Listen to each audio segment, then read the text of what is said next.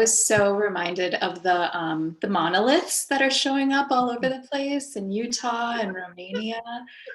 This kind of rendering of our planet strange. I just constantly was like being resituated back in my body because I didn't know who to empathize with.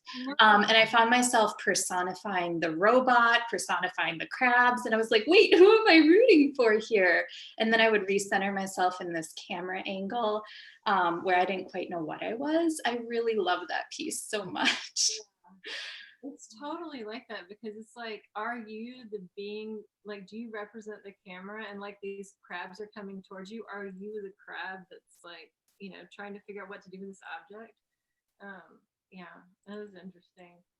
And Yeah. funny, I just loved the humor in this. Even the first pieces are like, the shorts were really intensely sad. I felt, or like the first one actually was like viscerally like being in like some kind of kaleidoscope, or being in some kind of like ride that is like almost making you nauseous, because of how you get to this place of perception where you can't tell what's up or down or left or right because of the cliffs, like just the geology of it, and not, you just get lost and the camera's moving. That was really strange. And then the other two pieces that were part of the cliff were also, I felt like, I mean, I felt, I don't want to say they were depressing, but they're both like, they're mournful, I think, in comparison to the other pieces that are like making light of our situation. Mm-hmm. Yeah, it was a nice balance of Yeah. that.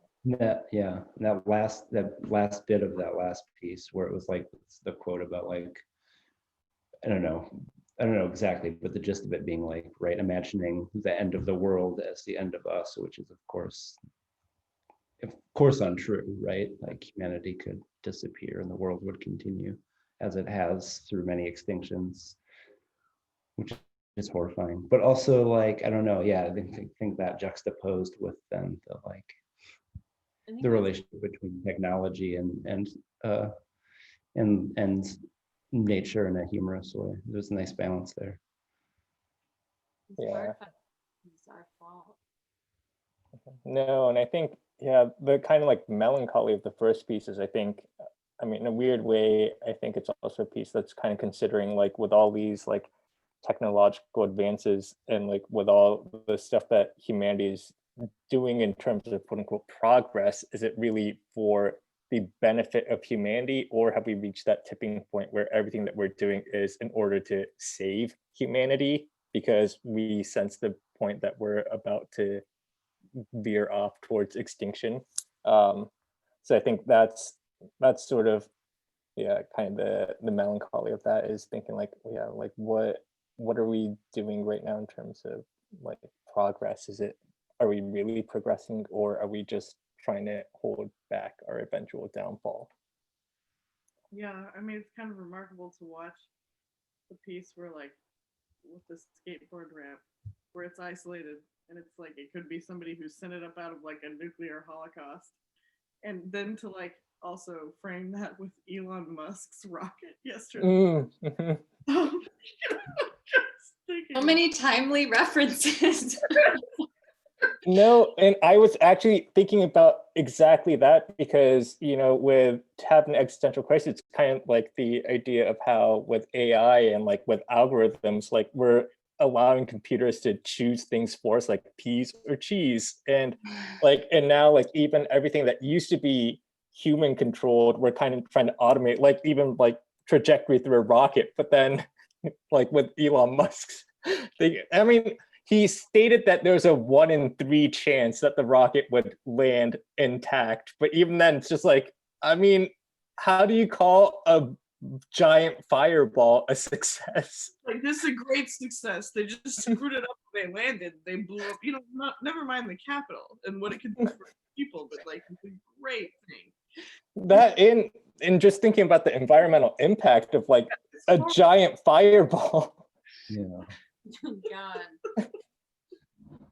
Yeah.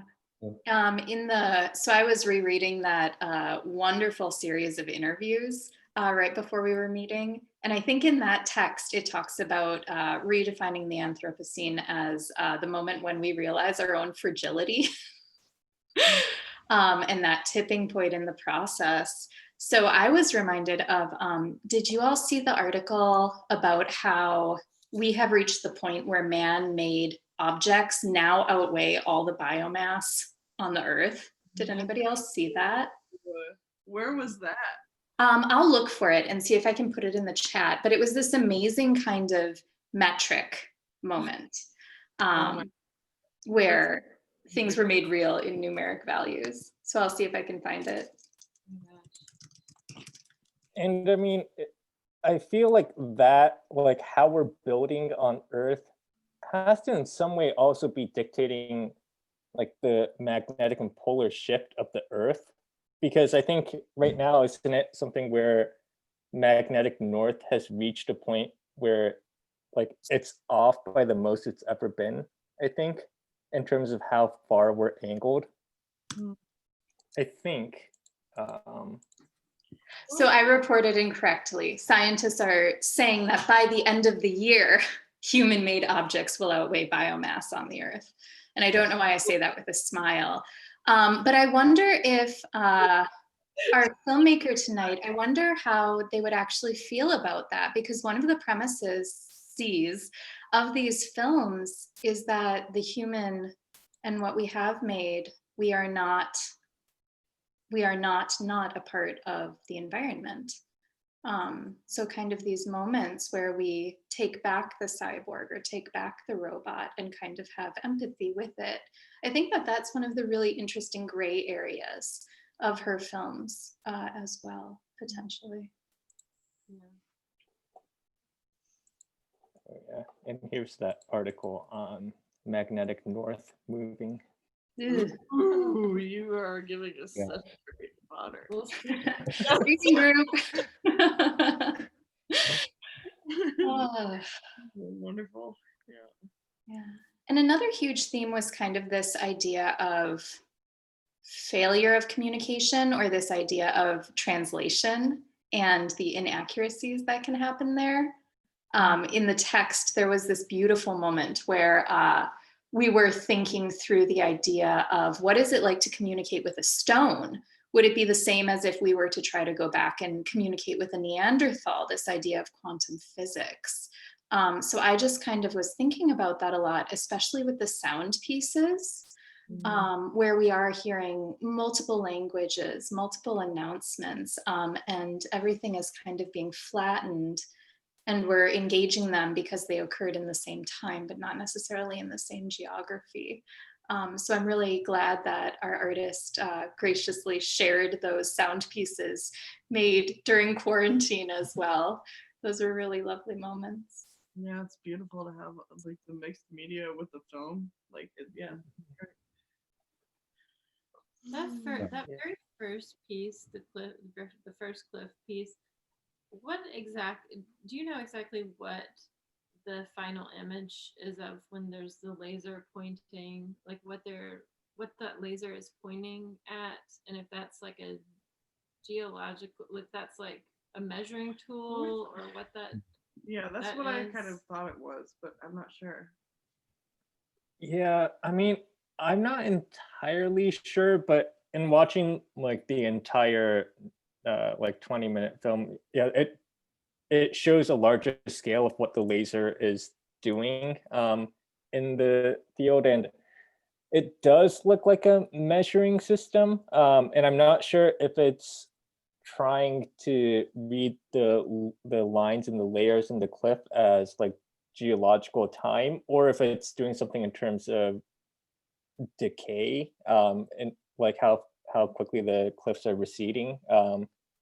But it does seem to be doing that. But also, I was just wondering if it's also in a weird way measuring and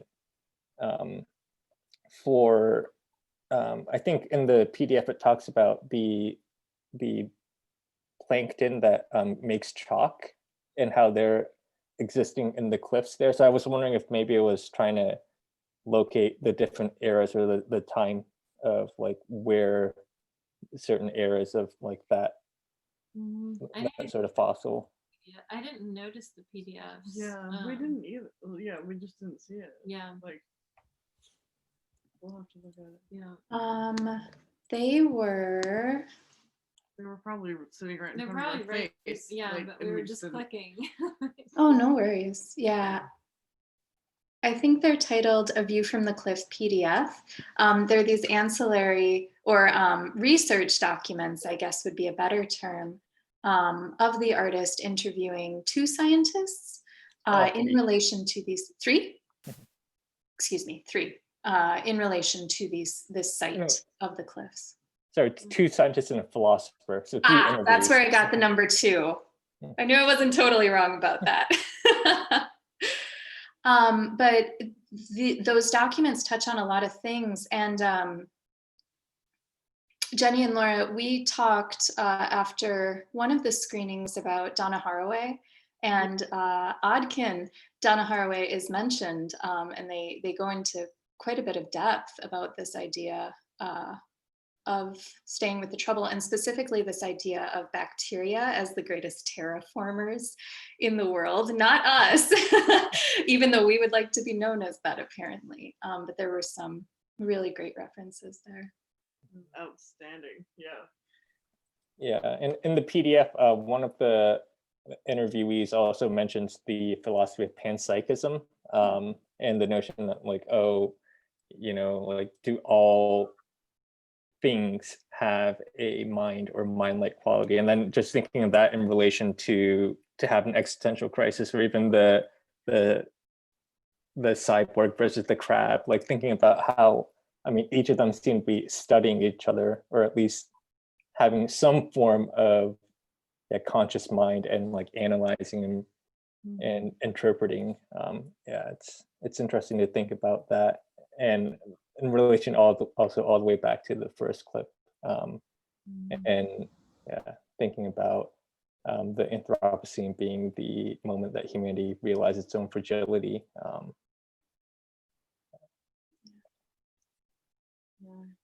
For some reason, my mind, so in my introductory art history class, my professor was just in love with Italian Annunciation paintings. Do you all know what I'm talking about? They're paintings where the angel comes to the Virgin Mary and announces the birth of the Christ child. But I was thinking, because one of the things that is repeated over and over in these documents is decentering the human and trying to understand the non-human through analogy and through connections that we are capable of making, and also acknowledging that maybe our ways of knowing are not the best and are limited in ways that we can't even understand.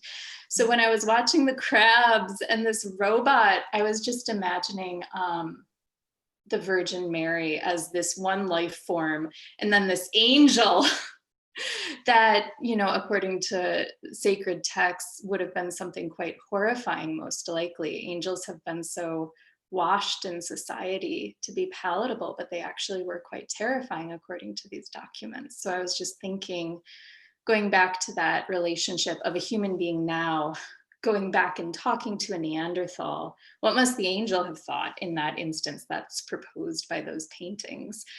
So my mind was just going a lot of different places, trying to understand this connection between the crab and the robot. And in some ways, we were made quite pitiful or pathetic, which I think is funny as well. Pathos always leads to humor, right? Always, yeah. Always. Yeah, and like even thinking about like everything that we've talked about, like the title for the program, like the lines of the hand, it's pulled from Italo Calvino's Invisible Cities. So just even thinking about like Khan and Marco Polo having these conversations about like memory and places and cities that may or may not exist at like the present or in the past, and then like, and just, you know, thinking about the sort of like flattening of time that's happening with all the pieces, in terms of thinking like what you were saying, Janelle, about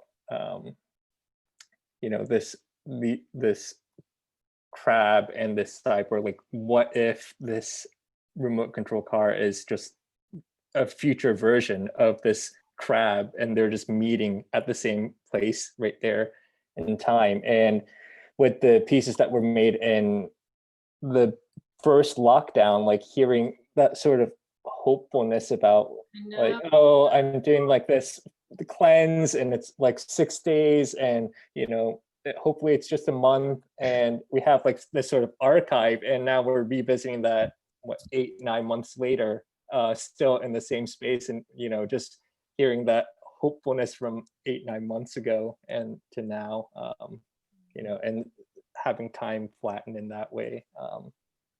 So meeting the past with the present and thinking about how that's going to affect the future is quite, I mean, it's interesting, but also tragic and horrifying.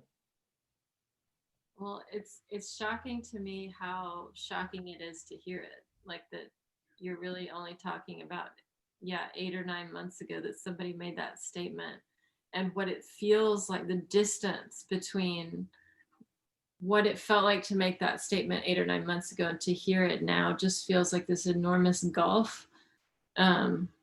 It's really strange. And I think it would be different to hear it after the pandemic. Mhm. Like, like in 5 years or 10 years when memory starts to change, like there's something particularly powerful about hearing it at this particular moment that is making that distance feel so big. Yeah, and I think the other part that makes it so much more interesting to think about is that audio recording was made during the first lockdown in Italy. So like seeing how they've handled the pandemic and how their summer months were actually relatively open and free again, and now they're sort of entering that second lockdown. But to think about like what would a recording of that sort of perspective sound like for someone who's been in the States, like making that statement in March, and then listen to their voice saying that now, I'm sure it would be a different experience altogether too, and probably exponentially more tragic. I remember conversations we had with people who were having a very hard time with it at the beginning. And we're just like, if this is going to be, 3 months, I can't take it. Or like, if this is going to be, and, those people did like come to terms, but it's just strange to think about the perspective going into it at the very beginning and how foreign it feels to even hear those thoughts articulated. Now it feels just like, I don't know, it just feels very, very far away. But yeah, I was curious about the title too, because I think it was just maybe a sonic thing that stuck in my mind. But like the light, like I can't even say it, like the lines of a hand. But I was hearing like lifelines, like the lifeline in the hand, and I kept hearing life in the middle of that from the of, and I kept thinking about like this like existential like anthropocenic like lifeline through all of the human, like the human hand being this kind of like all of human existence being a sort of hand and this lifeline that runs through it and where it stops, and what's outside of it. But yeah, I kept hearing that, but it's Yeah, and I think that that's sort of what drew us to that title too, is because it was, I mean, like what Janelle mentioned about like decentering the human. And I think it's a weird way to think about like using that as sort of like a mirror to think about, or how to decenter is by thinking about, everything that's happening all around us is metaphorically like the lines of the hand, like with memory, with life, with experience, and thinking like everything that happens around us, or how everything else experiences time, memory, and everything. If you look down at yourself, like it's something as small as these lines on hand, and thinking about, expanding everything outside of that. Yeah. Because those misunderstandings, like there's a hubris and a jealousy within humanity, but a lot of those failed connections, they're instances of wrong scale, either of duration or space. So that notion of extensivity that we've all kind of been adding to in the past few minutes, it directs me back to the writing that the artist did about the sound pieces, how to build an international mesh out of a global mess. This interconnectivity, as we realized that we were all in it, and what we did in the US did integrally affect what was happening in Italy or Greece or elsewhere, and not just for humans, but also for animals, as we saw them stepping out potentially into the streets in some areas, as we saw environments change. I was also thinking about Michael Marder has a fantastic book that gets into kind of the sensory capabilities of plants.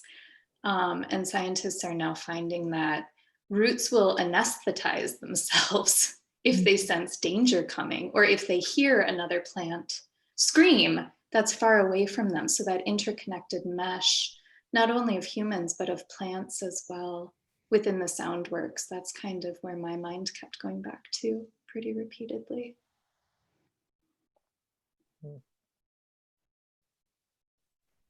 The plants definitely have feelings. Mm-hmm. Plants definitely have feelings. Yeah, I think so.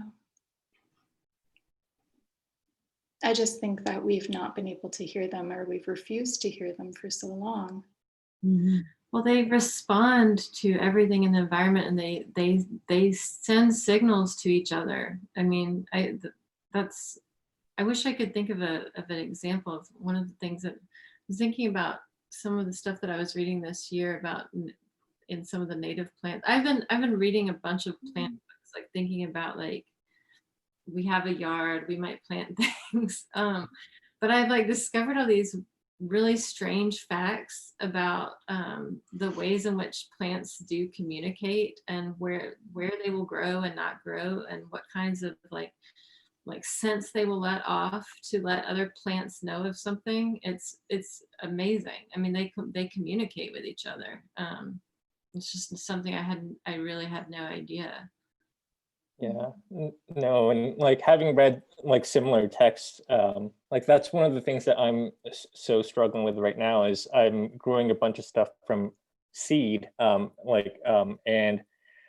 I have like right now like coast redwoods, giant sequoias, and Monterey cypresses. So all like trees that I grew around with in my childhood in California, and like right now, I mean, that's the biggest thing that I'm like wrestling with is when is the most humane time to separate and thin out the seedlings? Because I mean, at a certain point, I mean, it's I mean, I mean, thinking about like sort of a macro level, I mean, think about like everything that's happening, on the US-Mexico border, and like separating like children from their mothers and like fathers and parents, and like thinking about like the disconnect there, like thinking about like these little seedlings that are coming up, like at what point do they start building that connectedness? And I mean, I do think it's possible to separate quote unquote friends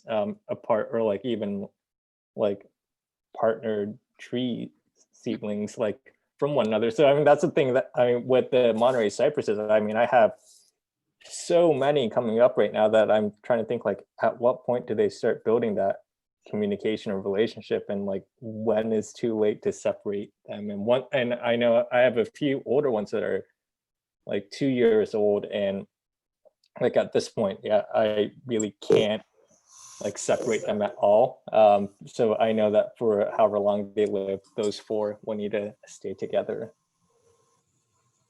Hi, Janine. Janine, welcome. We were just talking about humanity and inhumanity. Taka, as you were talking, I was like, oh, you're trying to be humane.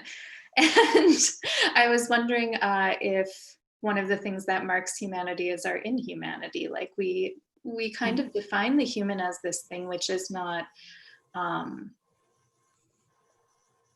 wild or savage. And there are those language moments where imperialism and colonialism rise to the fore very dramatically within those words that I was just stating. But that was another wonderful thing about the PDF. They kind of got into conversation about moralizing or making ethical these conversations and the sticky moments that you can get into when trying to add ethics to a conversation about that which is human and that which is more than human and maybe we cannot understand and cannot understand through analogy or metaphor when our language falls flat. What happens then? Have you come to a decision about when your trees can be separated? No, I mean, I'm just thinking, you know what, I'll separate them in the spring when it becomes their growing season, so that way at least they'll have a chance to thrive with the warmer weather. But I mean, that's another one of those things where, you know, you have to think about like, how much of it am I actually thinking about, like trying to see myself through the plant's eye, or how much am I applying my human like empathy on something that is non-human, which I think parallels with what the works are about in the show. But yeah, so it's one of those points where I'm just trying to think like, okay, am I putting too much emphasis on like the plant's communicative properties, and should I just, you know, separate them how I feel, and then after that, like let them be, which I think ties in with another like Japanese philosophy, which is called sonomama, which just means like, I mean, which again goes into sort of the Buddhist religious way of just literally the way of saying like, you know, just let it be. And in that way, like for me, yeah, I haven't tried to prune or shape the plants in any way. I just let it grow how it should be, because in that way, thinking about decentering the human, it takes away all emphasis of what I'm trying to do or how I want the aesthetics to be for the plant, and it lets the plant have that agency of shaping and growing in the way that the plant wants to or is intended to. So yeah, so in that way, I think, yeah, at a certain point I need to wrestle and like find a time that says, you know what, the plants are going to be okay, and just, you know, separate them how I see fit, and then from there just let it be. But yeah, it's one of those points where, yeah, at what point is it trying to be empathetic, or you know, is it being too human centric, or trying to push that human notion of emotion onto the plant? Because nature can be horrifying too. It can be devastating. It can be extraordinarily violent. We are facing the fact that we very well may be wiped out. As the language in these films kind of refers back to, it's something that, looking at the fossil record, we should expect. So one thing that I really appreciated in these films, and we've kind of started to address this, but was the use of bad affect. So these moments where humor or irreverence or disgust maybe are mobilized in order to help create that stoppage, to be like, stop it, you're thinking with a human mind right now, try to resituate or decenter. So I was excited because I've been reading more and more about this concept of bad affect in relation to environmental films, but I hadn't necessarily seen a lot of works that successfully mobilized it. And I think that the artist tonight really does do that, mostly with humor. But there are other moments too, where things are rendered alien and we're reminded how different things are. So the films kind of have this give and take of using metaphor and analogy to help us understand but also rendering things strange in really fruitful ways. Yeah, I thought that the Cliff series, I was surprised by the ways in which each one ended quite abruptly. After, you know, I felt like the very first um, the very first clip, I feel like I could have. Jenny said this too. We could have watched it longer. And then suddenly there's this quick move to that laser focusing, and then it's just done. And the same thing with the next two in that series. There's like they end in these unartful ways in a way.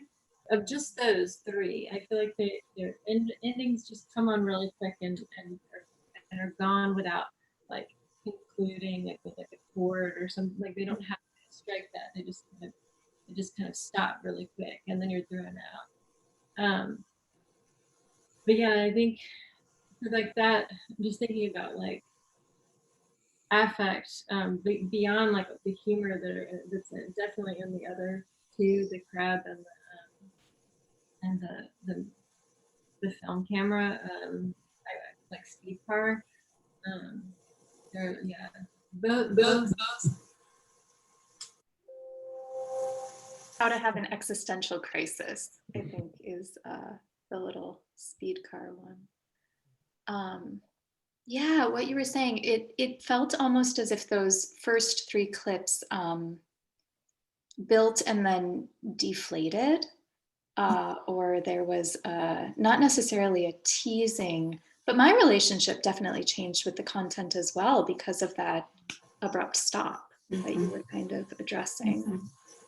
And I find interesting that red crosshairs that we keep referring back to, the scanning element, in the other two clips from that work as well, there's the red blinking light in the car, and then we have these red lights of the fireworks, and there are blinking lights, I believe, on cameras as well. So that was kind of a repeated visual motif throughout those three works. Maybe a signifier for gathering or creating a metric way to understand something or try to give language to it. I really like the abruptness. It felt to me like real life. Things happen and we want them to have like this really nice ending, a gradual, beautiful ending, you know, the symphony in the background, all of that. But it's not like that. Some things just kind of come to an abrupt stop. And then we're left, sometimes without language and maybe with a lot of emotion to deal with it. We're the ones left standing on the shore wondering, what the hell just happened here? And we can write the end of the story if we choose to, or we can walk away, or we can just sort of scratch our heads. But I was left with this sense of it's very much the way life is. And certainly life in 2020, when we begin things and we think we can kind of predict what happens next. And oh my gosh, we can't. We can't. You know, it's happening all around us. And we're here, we're both a bystander, witness, and very much in the center of it all at the same time. And I really like that about not having what we would call a perfect ending or a fairy tale ending. Just, it's done now, move on to something else. You know, I felt unsettled by it, but I also really liked it a lot. And I'd like to go back for just a second to the whole idea of what you were talking about earlier about plants and dividing things. I don't think we speak the language of plants or trees very well. You know, I think they try to tell us, but we don't have the language. We don't have the vocabulary. And I think we do the best we can. And I'm often in a situation of looking at very large trees in my backyard and wondering, what do you want? What is it that I can do to be a good steward of you? And I sometimes will ask for permission, and then I'll do something and I'll apologize later because I'm sure I didn't get it right. But I'm forever trying to have the dialogue, and I'm not so sure that I'm all that good a listener. And I don't expect the tree to know my language, but boy, I want to know its language. I really want to know. Yeah, and I remember way back in fourth grade, I believe there was an overnight trip, and we would take these hikes through the California coastline. And one of the things that we would do, which every single one of us had to do, was to go up to a tree and almost speak to it. But we would have to go up to a leaf and thinking about the process of how they give us oxygen in order to breathe, and we give them the carbon dioxide.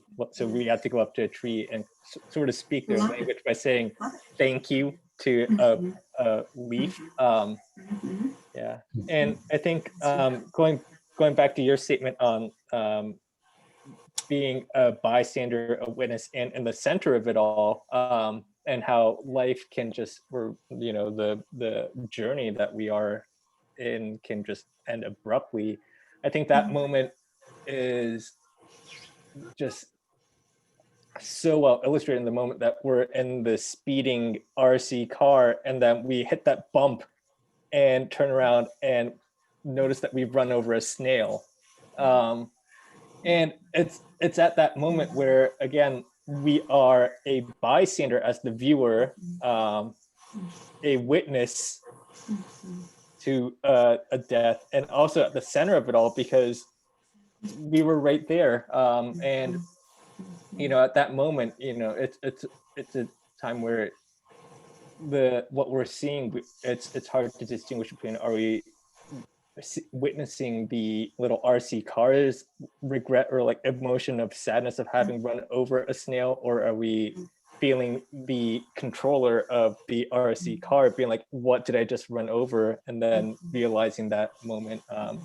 So there are so many different levels of emotion and wondering which perspective we're actually embodying there. Oh, I'm so glad that we talked about the snail. I was horrified and new this evening. And that was probably the most dramatic part of my day. But Janine, you acknowledging those moments where maybe you don't speak the tree's language quite right, or where errors happen within your relationship, that kind of reminds me of how beautiful acts of relation are. There's forgiveness extended to you, and there's generative error within this process-based act of relation. So I was curious if you had any words about that, Janine, or if you feel that way as well. I do. I don't know that I got words or any wisdom around it. I know that I feel it on an emotional level more than in words, more a sense of, oh man, I just did something here. Yeah. And I took a step that I can't undo. I work with a lot of people in the city who are part of the preservation movement. We try to preserve ancient trees. We try to preserve buildings that once they're down, they can't come back again. And a number of years ago, I was at a place called the Monarch Trail, which is in the Wauwatosa area of Milwaukee, just west of Milwaukee. It's a beautiful area. It's a preserve. And it's where the monarchs come to roost on their way to Mexico. There was a huge tree, 200-year-old tree. And in the dead of winter, a number of years ago, there was a news report, and it showed what people were doing on a very cold winter night, snowing, terribly cold. And the camera, as I was watching the news, the camera was shining a light on a fellow who was operating a bulldozer, and he was about to take down a 200-year-old tree. It's the very tree that we've been trying to preserve. And it was like this guy was a hero for being out in the cold and the snow and against all the elements. And he was there working his best, taking down a tree. That tree had not done anything wrong. And when he was interviewed after he had taken the tree down, he said, well, it's just a tree. We can plant another one. And for those of us who've been trying so hard to save that tree, we all sort of screamed at the same time, sure, you can put another tree there. Will you be here in 200 years to see that tree when it's that old? Once it's gone, it's gone. There was no recognition. There was no acknowledgement. There was no request for permission or forgiveness or anything. It was just a job because, oh hell, it was just a tree. And we mourned for the tree. We had a ceremony for the tree. We couldn't believe that anybody could have done that callous act. And we couldn't help but think all the other trees that this huge sycamore would have nourished, they're gone too. They've lost their mom. They've lost their grandma. They've lost their great grandma. I mean, I don't even have words for that. Where do you begin to say, I'm sorry to that tree? And to the many ecosystems that were Absolutely. because of it. Janine, thank you for sharing that. Hi, Roy. Welcome. Hello. Roy. Oh my gosh, Roy Scott. I was just thinking of you. Thank you. I was thinking about you too. How are you? I'm well. What are you doing? I'm going to interrupt for just a second. Roy Staub, as many of you must know, is a terrific environmental artist who takes nature and creates beautiful things out of nature that get reclaimed by nature when the time is right. Just a fabulous, fabulous artist in our midst. Thank you. Fantastic. Well, we're very glad to have you tonight, Roy. We had kind of been talking about the cyclical act of relation and generative moments where error is made. It sounds like your artwork kind of dialogues with that very directly in some ways. Not necessarily the error bit, but the act of relation. Can you hear me? I don't know if you can hear me. Yes. Well, you can. I just know this is the discussion of trees, right? Among other things. And mango. Okay. I have a studio in West Bend or near West Bend, and I get off the freeway and drive through Paradise Valley, which is kind of a wonderful valley going through a forest. And now this year they're cutting the trees down on the side of the road, I guess, so they don't fall, but they're losing the glory of going through a woods. And so I'm very upset and I don't know who to talk to. And it's the county, Washington County, who decided to do this. Sometimes safety is important, but sometimes beauty is more important to me, huh? And it's sad. I think I didn't know who to talk to about that. I saw that yesterday.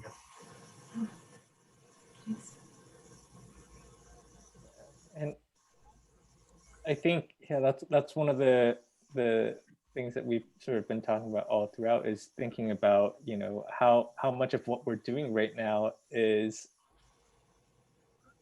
actually beneficial for our survival as humans. And I think that's something that is addressed in the interview is what is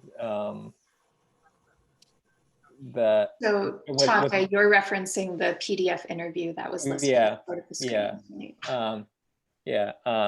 in one of the interviews with the scientists, I probably going to get the actual statistics wrong off the top of my head, but he was giving humanity a 3 out of 10 chance in surviving the next 500 years, I believe, or something along those lines. But the current mode in which we operate with through the capital industrial system, he was saying, yeah, if we keep going down that route, then I give us a 0 out of 10 chance.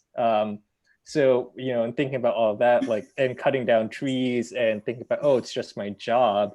Thinking about doing all of these acts in order to make a living, to make enough money to support ourselves. You know, I think at a certain point, it becomes this act of, well, is all of that just in order for us solely as humans to survive? And even with that, to survive within this system that we've built where we need money to support and feed ourselves and sustain ourselves. So I think in a certain way, I think the artist is also speaking towards a push towards a necessary coexistence, which I think we've been addressing.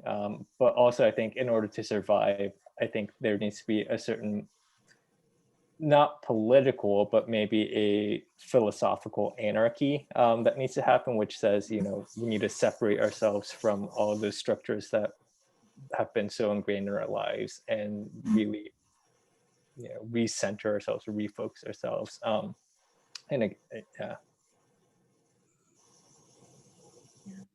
And what I really appreciated about these films as well was that those very large philosophical concepts within these films, they are rooted kind of in really specific microhistories.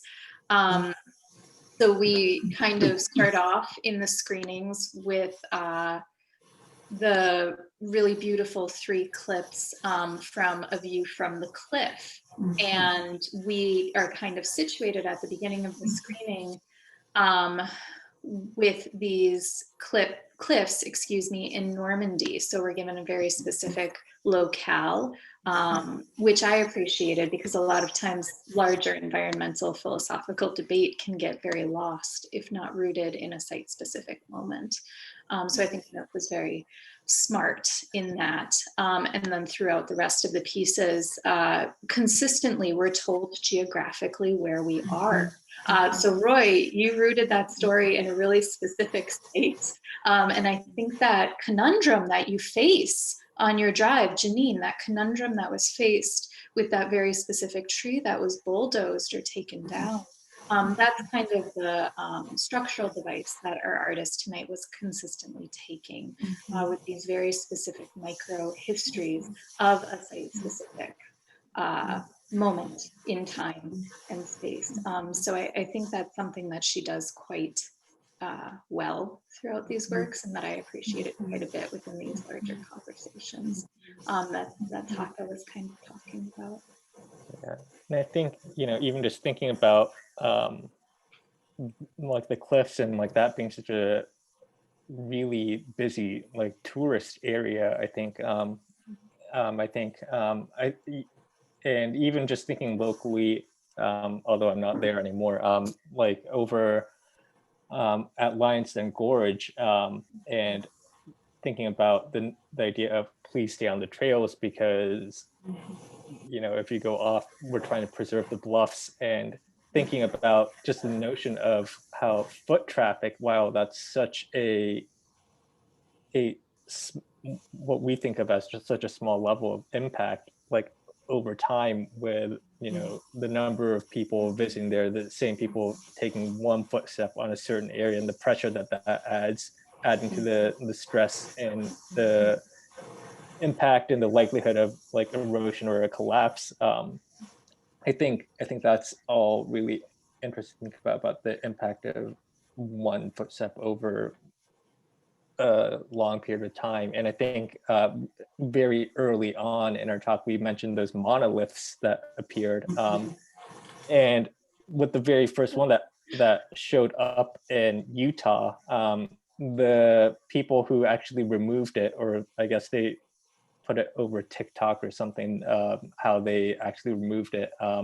They were, I think, actually like rogue environmentalists who removed it because they knew that if that monolith stayed there for a long time, a whole bunch of people would go try to find it, and like the impact of that becoming a tourist destination to the surrounding environment would have been pretty devastating. So I think that was their approach, and whether or not they were actually the ones that removed it, and whether, you know, and all that, who knows. But, you know, I think that's an accurate statement to think about, is, you know, thinking about these monoliths that show up, and, you know, the impact that it can have as an area that didn't have much foot traffic to having a bunch of foot traffic at once. And then of course, you know, going back to, you know, the notion of living in a capitalistic state, one of the sort of cynical comments about that is, oh, I watch this be like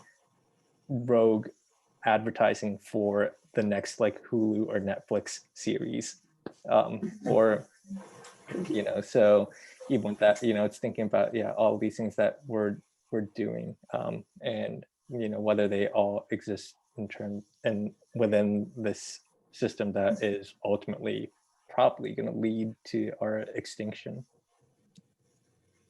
It's so difficult to think about our footprint as being just our footprint, as opposed to ours and everybody else's, and the cumulative effect of all of that.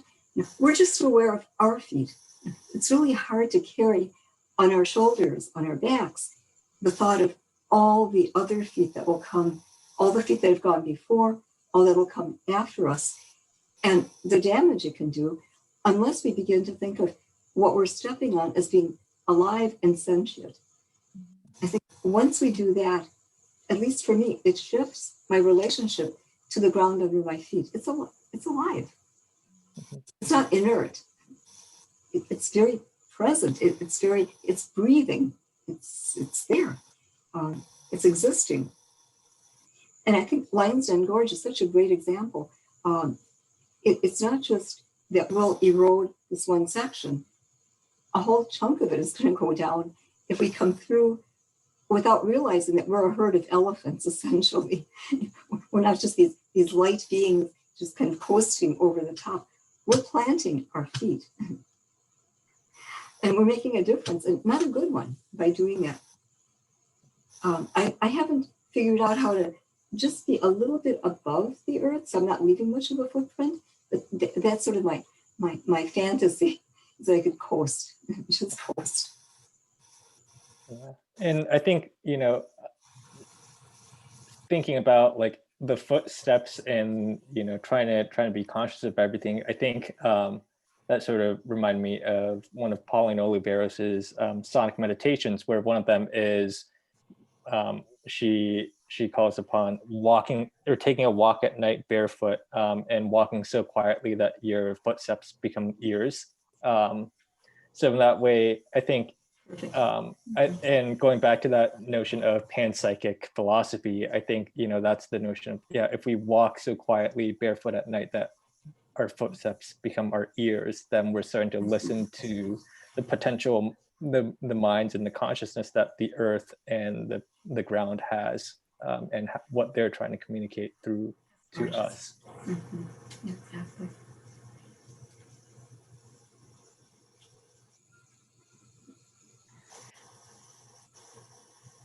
Janine, one other thing that I was struck by in what you just said, throughout this screening, I was kind of just consistently reminded of how difficult it is to build a sense of community that one can be accountable to in a globalized world.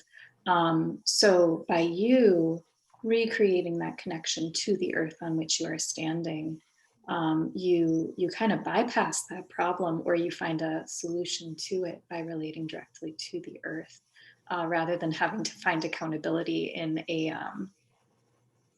destabilized, decentralized kind of human community. So I just thought that was so lovely. Thank you for that. That comes from sheer laziness. It's a lot of work. A whole lot easier to go straight to earth. Yeah, it makes perfect sense. It makes Because perfect it takes sense. a lot more energy than I've got. Somewhere along the line in the presentation, there was either a statement or something written, and I've forgotten how I became aware of it, but it's something about how to build an international mesh out of a global mess. And I think that was just flashed on the screen. I love that. I'm going to be taking that as my motto. that we need to strive, or can strive, to build an international mesh out of the global mess that we're in. I do some international work, and it's always about building the mesh, the network, the interconnection. And it's often out of all the broken bits that we're left with, creating some beautiful mosaic out of all of that. Because we're on the tipping point, or it's coming, according to what was in that writing. But we can still make different choices. And even if the tip has happened, we still have choices to make, right? Always. If we're on the boat and we've all gotten onto one side and the boat is listing badly, we still have time to get over to the other side. We can do this. We don't have to tip it over. We need to be aware and at least a little bit awake. I do agree with you, Janine, that I think it does require a spiritual consciousness of everything as humans being alive and sentient, but everything, the earth being alive.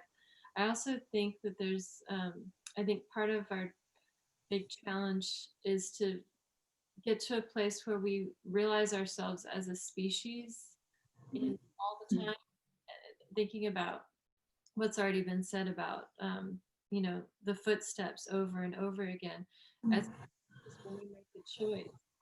Because we hear each other's actions or and the generations get very strong habits. We were just recently last weekend watching David Attenborough's recent documentary that it is sort of plea for change, change in human activity in relationship to the planet. But for example, just, if we decide we like to eat chicken, for example, suddenly there are more species, there are more chicken than any other kind of bird on the planet, because that's what we do. And just realizing ourselves as part of a bigger organism of humans, both past and present, that have this extraordinary impact because we have so much power currently. But getting into the place of realizing when I do this one thing, people are before me and absolutely doing the same thing, and what kind of choices that I'm making.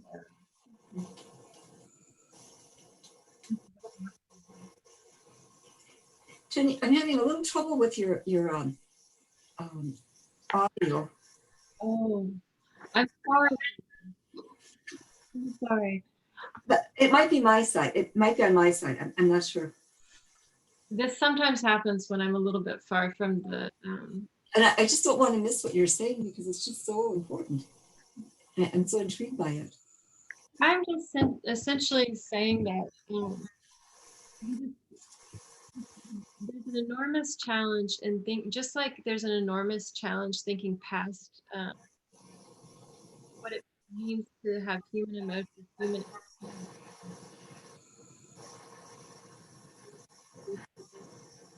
There's also this enormous challenge to realize ourselves in our individual instant, that we're actually part of a larger creature that is humankind, past and future, that has this huge impact on the planet. And understanding that each thing that we do is being mirrored, many times over, and that that we do kind of shift and move as a species, as a single organism or animal. I don't know. I feel like that's a big part of this. Is understanding past the self in multiple ways.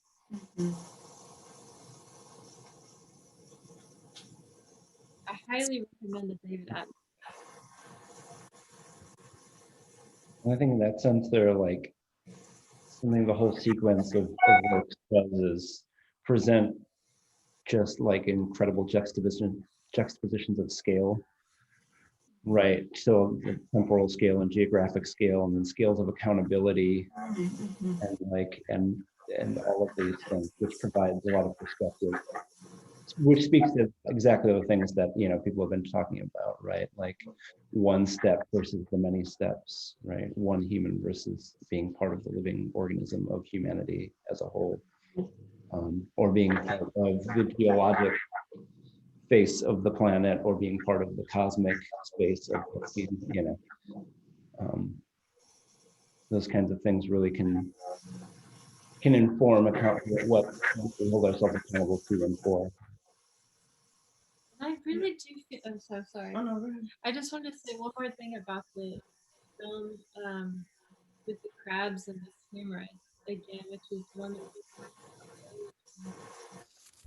that that particular one where you really are forced to think about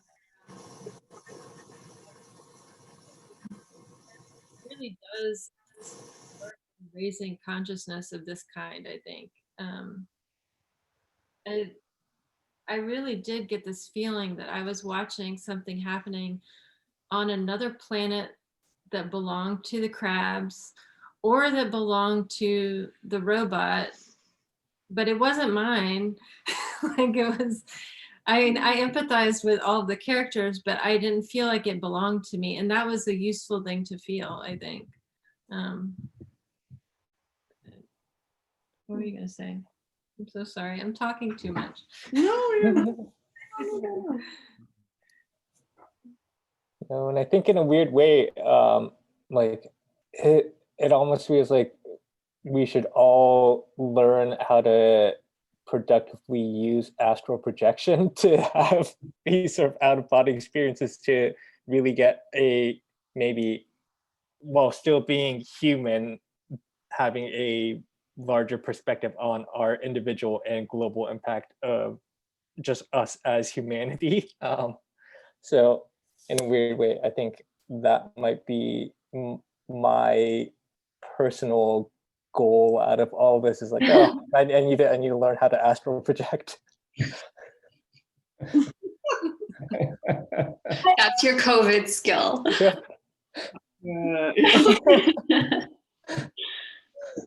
Go to Lion's Den.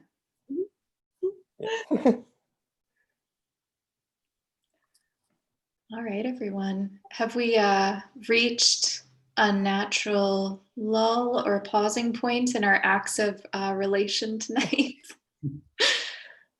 Or were there any other thoughts that folks wanted to share? We have a cat who is destroying our Christmas tree. Yeah, I'm like Oh no. tearing dirt off of our Christmas tree. See, that cat feels no shame in just molesting that tree. I just.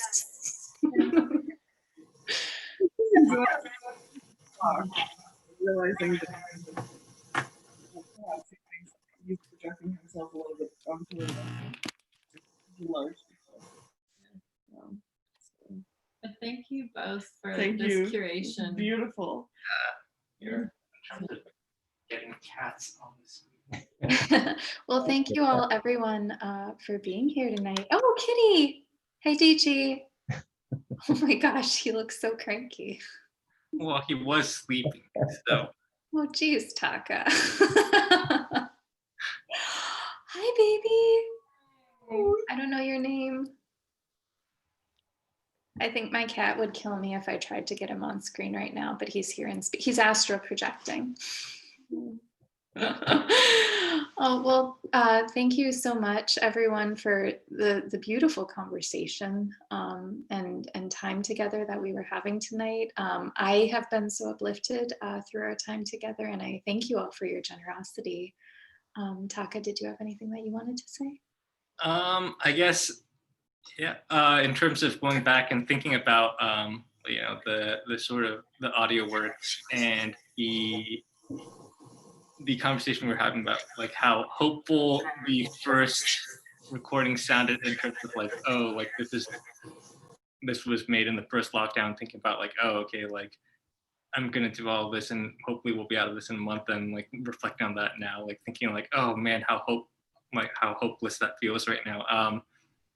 I think one of the most uplifting things that I heard was also in a recent artist talk that was hosted by Pratt between Questlove and the artist Rashid Johnson. And Rashid Johnson mentioned how in the 1918 pandemic, which we're all sort of like reflecting back on, what he thought about was, well, if you think about it, like after we got through the 1918 pandemic, what came after that was the Roaring 20s and the Harlem Renaissance. So what tends to happen after we're going through these sort of like really intense moments of maybe contemplating our own existence or our own survival is usually some form of a renaissance after that from creatives. So in that way, I think that will be, my parting hope, or is sharing that, thinking about how, as we wrap up 2020 and the pandemic, thinking about, the hopefulness on the other side is that through all this time where we're kind of locked in and thinking about our own existence, hopefully coming out of that will be a creative output of just rebirth in form of renaissance. I hope so. I Mhm. hope so. Well, That's a great I thing am to for leave that. us with. Tom. Yeah. Yeah. That's also a good. That's also a good New Year's toast, I Mhm. think. I'm gonna hold on to it. Cheers. to that. Yes, cheers. Cheers. Thank you. Cheers. Bye, everyone. Be safe and well. You all. Good night. Good evening.